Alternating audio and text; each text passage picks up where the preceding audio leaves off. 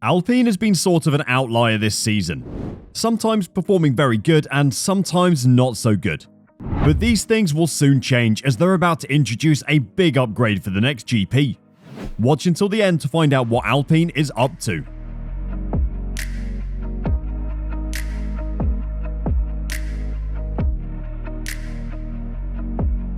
The Alpine F1 team has two intriguing races coming up. According to sporting director Alan Permane, the new floor will produce a significant amount of additional downforce. This will be helpful in Singapore and Japan. Alpine is now leading the pack with a 4th place performance in the championship. The Enstone-based team had to give up a little portion of their lead over McLaren at the most recent race in Italy. The team lacked the speed to finish in the points for some strange reason.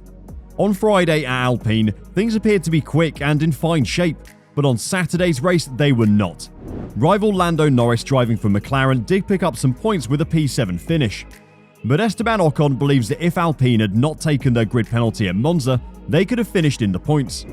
Ocon managed to move up to 11th before the safety car finish after starting from 14th on the grid, owing to a switch to a new internal combustion engine, which dropped him 5 positions from his initial qualifying position. He thinks the team could have scored last weekend after Fernando Alonso's retirement on lap 32 due to a water pressure issue. Without the engine penalty, we were going to finish in the points. That's no discussion. We have the car to do that, said Ocon speaking to the media. The pace hasn't been as quick as it was in Spa, but we clearly had the pace to finish with both cars in the points. So now that the penalty is hopefully out of the way for us, we can focus on the performance and focus on getting the job done for the next races. Ocon claims that the decision to accept the punishment for altering the ICE was made in order to avoid having to do so in the upcoming race in Singapore, where qualifying is essential for securing a strong finish due to the restricted opportunities for overtaking.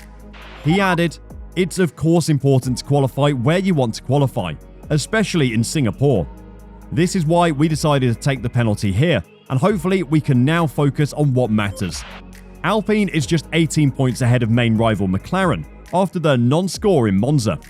Next to this, they had to take the penalty at Monza because they'll bring a big upgrade at Singapore, and it would be a shame to take a grid penalty while driving an upgraded car. And so, if Permane is to be believed, Alpine will once again finish in front of McLaren in the upcoming races in Singapore and Japan. This is so because the team can bring a brand new floor to Asia, which will be a huge step in the right direction. That will make a significant impact on the generally sluggish and extremely winding Singapore street circuit, according to motorsport.com. Permane is unconcerned by the subpar performance at Monza and believes it was a one-off mistake. In Singapore, things will be drastically different. For sure, 100% it's an outlier, said Permane about the team's Italian GP performance. We've got a new floor coming for Singapore, which has got a massive step of downforce. We'll be back where we should be, and we're really looking forward to there, and especially Suzuka with this car. It's going to be fun. According to Permane, the car will have a revised floor for Singapore that will significantly increase downforce. The crew anticipates returning to Singapore and finishing where they belong on the grid. The Japanese Grand Prix at Suzuka is something Permane is especially looking forward to. That is going to be fun. But Alpine acknowledged that after being so competitive at the low-drag Spa-Francorchamps track last month, it did not anticipate experiencing some difficulties in Italy. Permane acknowledged that there were several important questions that needed to be investigated, such as why the team's pace slowed down after what seemed to be a fairly competitive Friday. "We didn't expect to struggle," he said. "I thought we would be okay. We ran absolutely fine on Friday, and that's the tricky thing. That's what we don't understand. Long run with no DRS, so really using your full drag, we looked alright. Quicker than McLaren and quicker than all the people that we were racing. Certainly, we were not as quick as the top 3 cars, but it didn't look like there were any major dramas. We were definitely a bit high on the draggy side, but we figured that was the quickest way around here, and that's where we raced. But I think we genuinely struggled for pace a little bit. We struggled in qualifying. Both drivers said they made mistakes, which is uncharacteristic. So clearly, the car was difficult to drive. In the race, we didn't have the pace, and we didn't have the pace that we had on Friday afternoon. On Friday afternoon, Fernando ran the medium tyre and thought it was fantastic. He was quick. I think he was lapping mid-26s with full tanks, and we couldn't get anywhere near that on Sunday.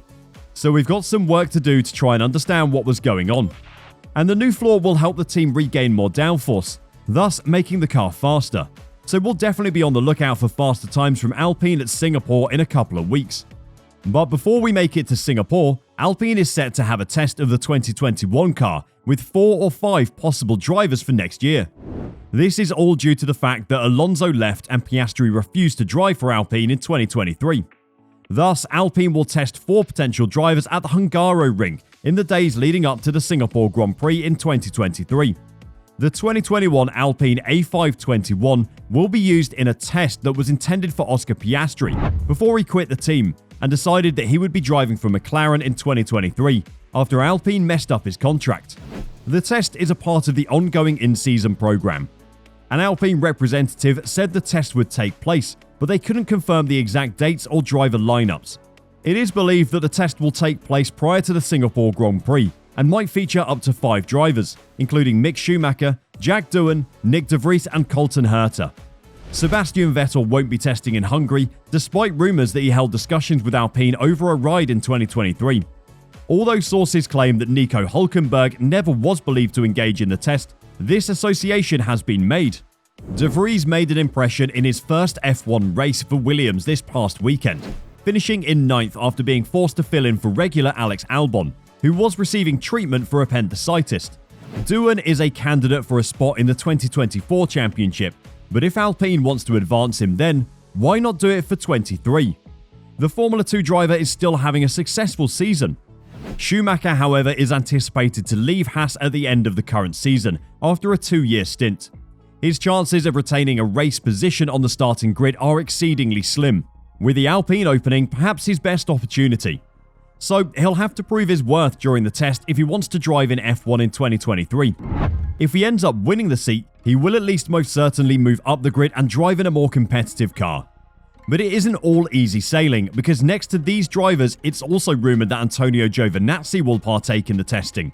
And so, the most recent Formula 1 driver, whose attendance at the upcoming Alpine test in Budapest has been confirmed, is Antonio Giovinazzi. At the Hungaroring, the Formula event is scheduled to take place on Tuesday, September 20th to Thursday, September 22nd. Formula.hu revealed that Alpine is testing a 2021 spec car to assess prospects before determining who will succeed Fernando Alonso.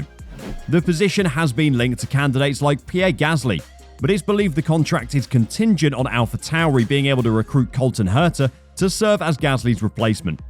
Herta's lack of the necessary amount of super license points presents a challenge, and the FIA is unlikely to offer a waiver.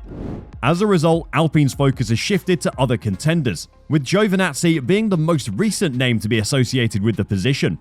The Italian driver spent a season in Formula E after leaving Alfa Romeo at the end of 2021, but it was a complete failure with 0 points. His connection with Ferrari helped him land 2 FP1 appearances for the Haas team, where he's also a candidate to succeed Mick Schumacher, who's anticipated to leave after 2 seasons with the team, showing that Giovinazzi is eager to return to Formula 1. As previously stated, a number of drivers, including Mick Schumacher, Nick de Vries, Jack Doohan and perhaps Colton Herta, are expected to participate in the 3-day test. Alpine is reportedly interested in promoting Doohan from F2 in 2024, so the one taking the seat will probably receive a 1-year deal. Who would you like to see end up at Alpine?